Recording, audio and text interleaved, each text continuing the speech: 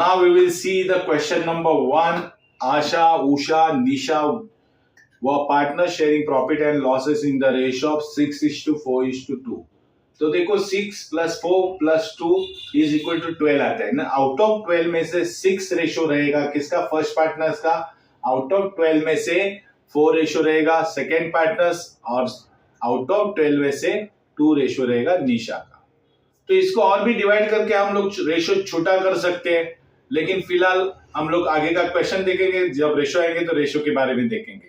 देखो ऑन 31 मार्च 2015 में देखो बैलेंस शीट दिए। बैलेंस शीट में देखो असेट्स लायबिलिटी दिए। जैसे हम लोग ने रिटायरमेंट में डेट अपना रिटायरमेंट और एडमिशन में किया है, वैसे ही इसमें करने का है। पहला क्वेश्चन एनालाइज करो, रीड करो, जो जो इफेक्ट आते हैं टिक मार्क करो तो आसानी हो जाएगी। तो देखो यहाँ पे एडजस्टमेंट में क्या दिया हमें, यहाँ पहला ऑन 30 सितंबर 2015 में निशा क्या होगी, डाइड होगी एंड इट वाज एग्रीड। क्या एग्रीड होगी, क्या टर्म्स एंड कंडीशन कर लिए रेडी हो गए। तो पहला टर्म्स एंड कंडीशन है उसने असेट्स व रीवैल्यूड किए एट लैंड एंड बिल्डिंग ₹40,000 पे किए। देखो लैंड एंड बिल्डिंग वैसी कितनी है 34 है, तो 40,000 हो गए, मतलब लैंड एंड बिल्डिंग बढ़ चुकी है। ओके उसके बाद देखो इन्वेस्टमेंट है 47,200, वैसे इन्वेस्टमेंट देखो 50,000 था, 47,200 हो गया, इसका मतलब इन्वेस्टमेंट रिड्यूस हो गया तो लॉस हो गया। ओके सेकेंड एडजस्टमेंट देखेंगे, all debtors were recoverable. It means जो डेटर्स हमारे 60,000 है वो पूरे रिकवरेबल है, यानी पूरा पैसा आने वाला है, वहां पे कोई भी डाउटफुल डेब्ट्स नहीं है। मतलब जो दिखा है ना रिजर्व फॉर डाउटफुल डेब्ट्स, वो रॉन्ग है, तो उसको निकाल दो। यानी जो होने वाला 4,000 लॉस है वो नहीं होएगा, क्योंकि हमें कंफर्म हो गया कि all datas are recoverable. It means क्या होता है कि हमें 4,000 जो लॉस हुआ होने वाला था वो अभी नहीं होएगा, तो 4,000 प्रॉफिट हो जाएगा। हम लोग ने लॉस दिखा था, अभी प्रॉफिट दिखाएंगे एंड इस 60,000 फोर डेटर रिकवरेबल दिखाएंगे, एंड जो 4,000 था वो हमें प्रॉफिट में दिखाना पड़ेगा। तो देखेंगे इसके बारे में एडजस्टमेंट डिटेल में। नेक्स्ट एडजस्टमेंट देखेंगे थर्ड में क्या बोला है, goodwill of the firm to be valued at twice of the average profit. At twice यानी गुडविल का वैल्यू ट्वाइस करने का है, गुडविल का वैल्यू डबल करने का है। किससे डबल करने का है, जो एवरेज प्रॉफिट आएगा उससे। अभी एवरेज प्रॉफिट कैसे निकालेंगे, तो देखो एवरेज प्रॉफिट बोला है लास्ट 4 इयर्स का निकालो। लास्ट 4 इयर्स का एवरेज प्रॉफिट कैसे निकालने का हम लोग ने पहले भी किया है। तो देखो profit for the last 4 years का प्रॉफिट दिया है 2011-12 का दिया है, देखो 90,000 है, अगेन 90,000 है, 13-14 में 80,000 है ना, और बाद में अगले साल में 1 लाख दिया है। ये सब प्रॉफिट को ऐड करेंगे, उसका एवरेज निकालेंगे, एवरेज प्रॉफिट को मल्टीपल करेंगे ट्वाइस, ट्वाइस से मल्टीपल करेंगे तो गुडविल आ जाएगा। और यहाँ पे बोला है goodwill amount is to be raise, यानी गुडविल रेज करनी पड़ेगी। पहला केस है गुडविल रेज करते हैं, फुल अमाउंट रेज करने का। इधर कोई भी डाइड पार्टनर्स के बारे में शेयरिंग नहीं बोला है।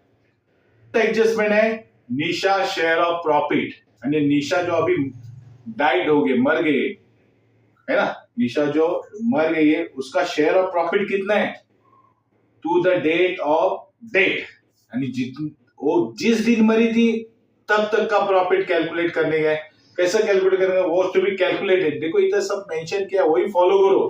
कैसे कैलकुलेट करने का, on the basis of average profit of the last 2 years, यानी लास्ट 2 इयर्स का प्रॉफिट ले लेने का है, वो भी एवरेज, यानी लास्ट 2 ईयर का प्रॉफिट एवरेज ले लो और वो प्रॉफिट में से निशा का शेयर्स दे दो। तो ये थोड़ा डिफरेंस एडजस्टमेंट है, इसके ऊपर कॉन्सेंट्रेट करो जिससे आपको आगे इजी हो जाएगा। देखो इधर क्या बोला है बनाने को, prepare profit and loss account, capital account and balance sheet of Asha and Usha. क्योंकि निशा तो चली गई तो 2 पार्टनर्स रह गए, उसका बैलेंस शीट कंटिन्यू करेंगे। तो देखेंगे सॉल्यूशन इधर क्या है। देखो सॉल्यूशन 1 है, in the books of the firm profit and loss adjustment account बनाने का है, जैसे हम लोग हर एडमिशन और रिटायरमेंट में बनाए।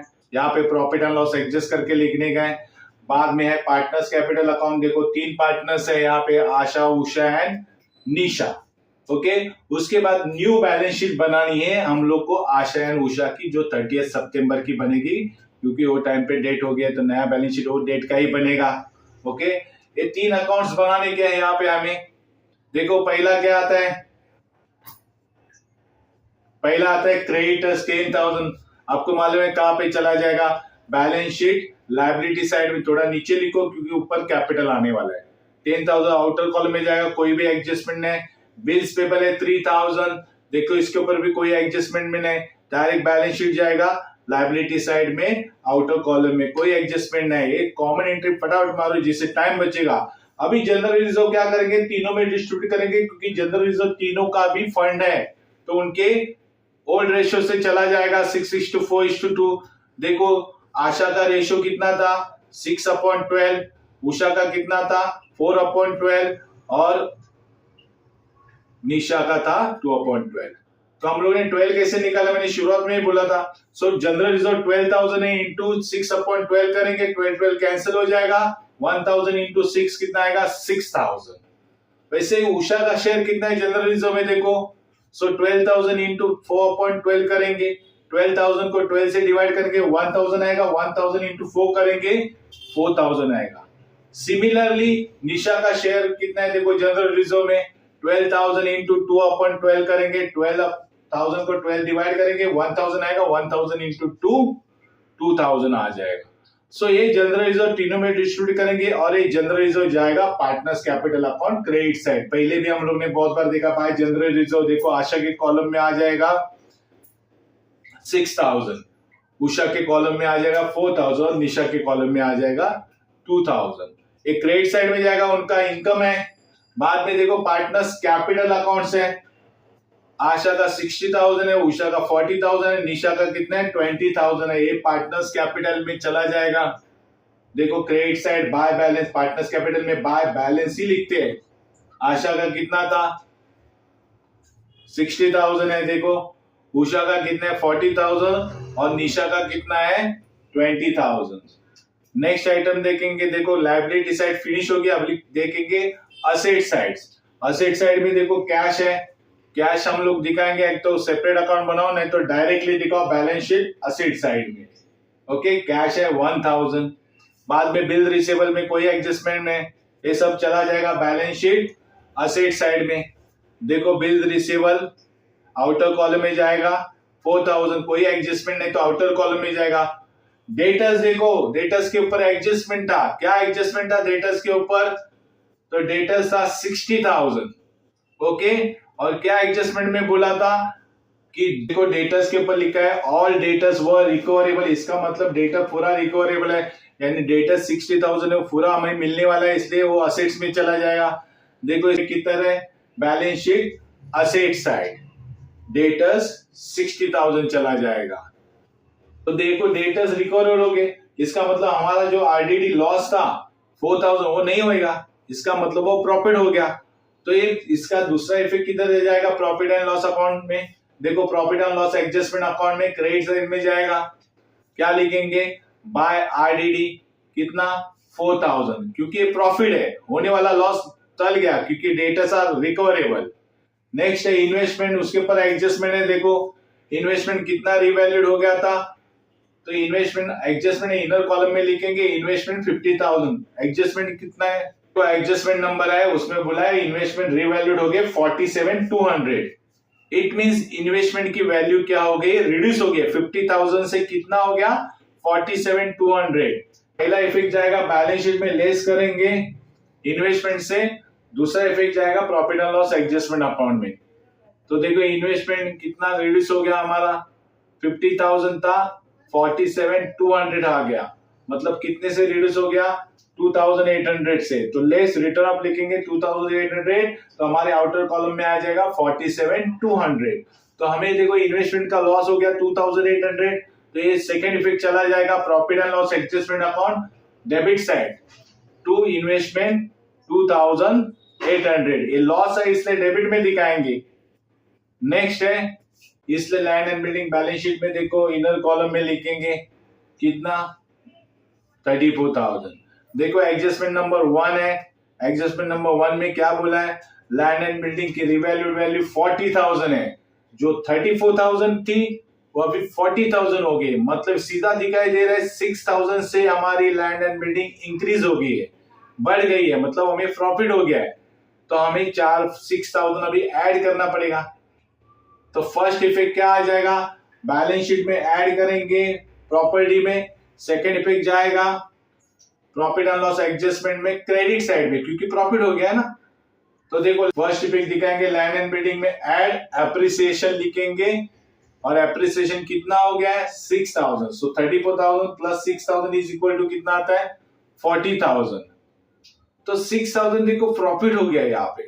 तो प्रॉफिट कहां पे चला जाएगा, profit and loss adjustment account में क्रेडिट साइड में चला जाता है बाय लैंड एंड बिल्डिंग 6000, क्योंकि credit income and debit expense and loss है, credit income and gain rate है। तो नेक्स्ट आइटम देखेंगे इसमें। अभी देखो यहाँ पे पहला एडजस्टमेंट हो गया, दूसरा हो गया, तीसरे में क्या बोल रहे हैं गुडविल।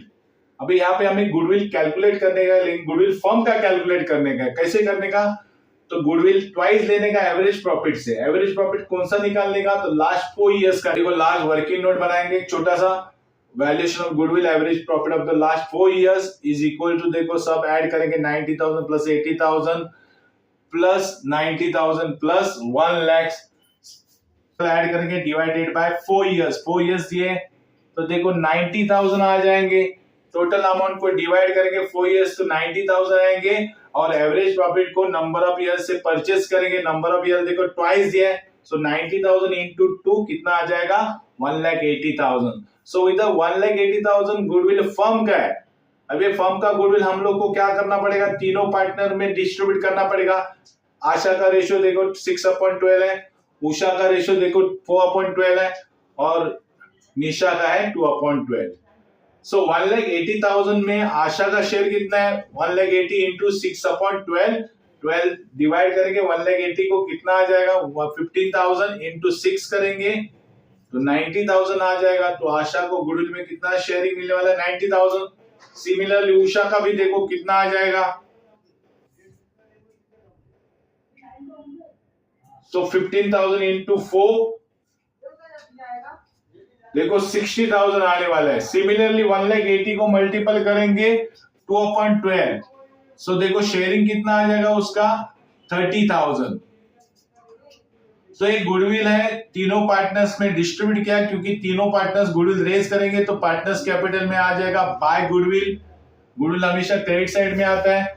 देखो आशा का रेशियो कितना, शेयरिंग कितना था 90, उषा का शेयरिंग कितना है 60,000, और निशा का शेयरिंग 30,000 है।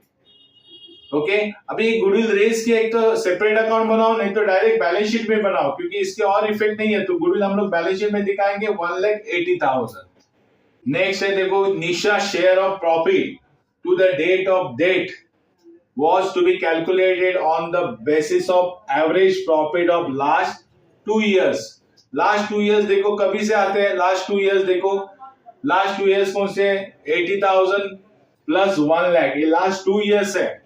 मतलब 80,000 और 1 लाख ये लास्ट 2 ईयर का प्रॉफिट लेने का है। देखो कैसा कैलकुलेशन आता है इसका, तो इसका वर्किंग नोट बनाएंगे। देखो 30 सितंबर में निशा क्या हो गई, डेड हो गई है, तो 30 सितंबर से लेके हम लोग को कैलकुलेट करना पड़ेगा।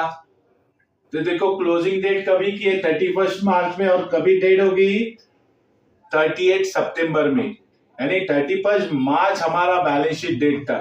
उसके बाद तो 30 सितंबर में मर गई है। इसका मतलब कितना महीना वो बिजनेस में थी, तो देखो काउंट करेंगे मार्च से लेके अप्रैल, मई, जून, जुलाई, अगस्त और सितंबर।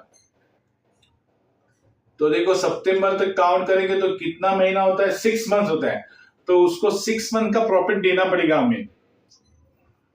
तो देखेंगे कैसा कैलकुलेट करेंगे 6 मंथ का प्रॉफिट। तो देखो वर्किंग नोट बनाओ, निशा शेयर ऑफ प्रॉफिट निकालो। देखो पहला एवरेज प्रॉफिट निकालेंगे लास्ट 2 इयर्स का average profit, so 80,000 plus 1 lakh divided by हम लोग 2 करेंगे क्योंकि 2 साल है।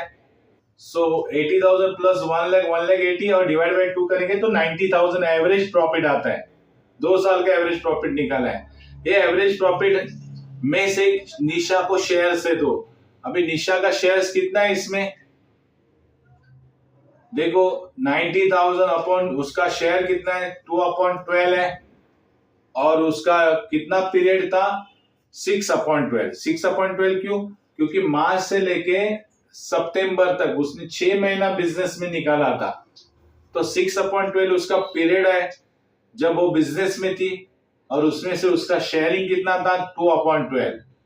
सो 6 डिवाइड करेंगे तो कितना आएगा, 12 को 2 आ जाएगा, 2 कैंसिल करेंगे, 12 को डिवाइड करेंगे 90,000 को, तो 7,500 निशा का शेयर आएगा प्रॉफिट में।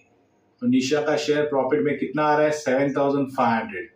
अगर इसके कैलकुलेशन में कुछ प्रॉब्लम रहेगा आपको समझना है तो वापस वीडियो देखिए केयरफुली, और नहीं आता तो हमारा वेबिनार लेक्चर अटेंड करो जिसमें हम लोग संडे में हर संडे वेबिनार लेक्चर रखते हैं, उसमें हम लोग डिटेल में बताएंगे। ओके, अभी इसके इफेक्ट क्या आ जाएंगे, तो देखिए पार्टनर्स कैपिटल में जाएगा डेबिट साइड क्योंकि निशा का शेयर्स है, और बैलेंस शीट साइड में असेट साइड में चला जाएगा।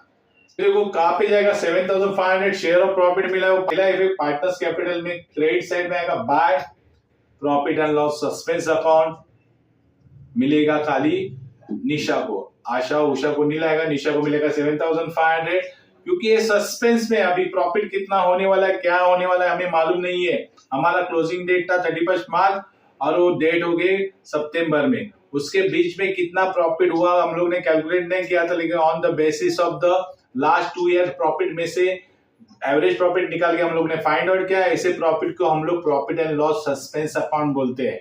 ओके, तो इसका सेकंड इफेक्ट देखो कहां पे चला जाएगा, बैलेंस शीट में असेट साइड में चला जाएगा, profit and loss suspense account कितना 7,500 क्योंकि ये होने वाला प्रॉफिट है। तो देखो first second third and fourth adjustment सब एडजस्टमेंट हो चुकी है, अभी क्लोज करेंगे profit and loss adjustment account. देखो यहाँ पे दिख रहा है क्रेडिट साइड ज्यादा है, कितना होता है 4,000 6,000 10,000 होता है, दोनों साइड में लिखो। सो 10,000 हमें प्रॉफिट है और 2,800 लॉस है।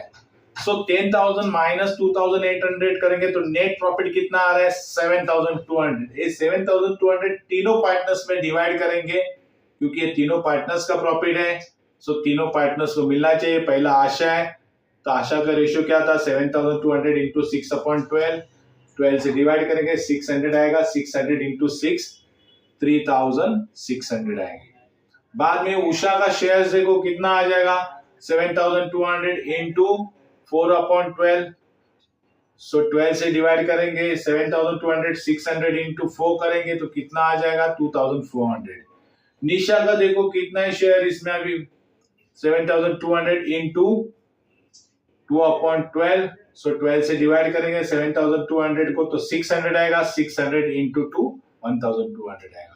सो ये प्रॉफिट दिखाएंगे प्रॉपरली। देखो प्रॉफिट एंड लॉस एडजस्टमेंट में क्या लिखेंगे, to profit on revaluation transfer to partners capital में चला जाएगा। आशा का कितना आ रहा है 3,600, उषा के कितना है 2,400 है, और निशा को कितना आ रहा है 1,200। सो ये प्रॉफिट चला जाएगा पार्टनर्स कैपिटल अकाउंट।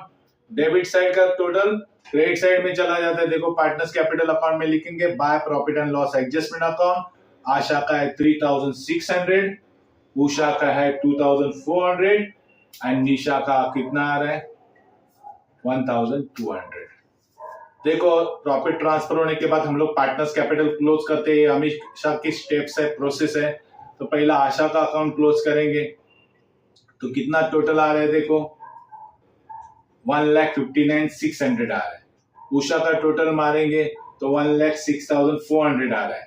निशा का टोटल मारेंगे तो 60,700 आ रहा है। बोथ साइड में लिखेंगे हैवी टोटल, बोथ साइड में लिखते। देखो डेबिट साइड पे कुछ भी बैलेंस नहीं है तो बैलेंस देखो जो निशा का बैलेंस है वो तो निशा मर गई है, उसको तो अभी बिजनेस में नहीं रखने का है, तो उसका जो निशा का एग्जीक्यूटर लोन रहेगा उसमें ट्रांसफर करेंगे 60,700, और जो बैलेंस कैपिटल बचेगा तो कंटिन्यू चलेगा आशा और उषा का जो 1,59,600 है एंड 1,06,400 है, कैपिटल बिजनेस में कंटिन्यू रहेगा। लेकिन निशा का हम लोग लोन में एग्जिट करेंगे, उसका कोई एग्जीक्यूटर रहेगा, लीगल रिप्रेजेंटेटिव रहेगा, उसके नाम पे चला जाएगा। तो देखो पहला लिखेंगे पार्टनर्स कैपिटल का बैलेंस जो आने वाला लायबिलिटीज में आशा का कितना आ गया 1,59,600, उषा का देखो 1,06,400। सो कैपिटल टोटल कितना आ जाएगा 2,66,000। और हमें निशा तो डेड हो गई तो उसका लीगल रिप्रेजेंटेटिव के नाम से निशा एग्जीक्यूटर लोन लिखेंगे 60,700। ओके, अभी देखेंगे बोथ साइड टैली होते हैं कि नहीं। तो देखो लाइबिलिटी साइड की टोटल आ गई 3,39,700। असेट साइड की टोटल्स देखो कितनी आ रही है 3,39,700। दोनों साइड टैली हो गई, इसका मतलब हमारा प्रॉब्लम राइट है। देखो इसको केयरफुली आपने देखा है, ओके। तो आप इमीडिएटली इसको सॉल्व करो जिससे आपको अच्छी तरह प्रैक्टिस हो जाएगी। Okay, all the best.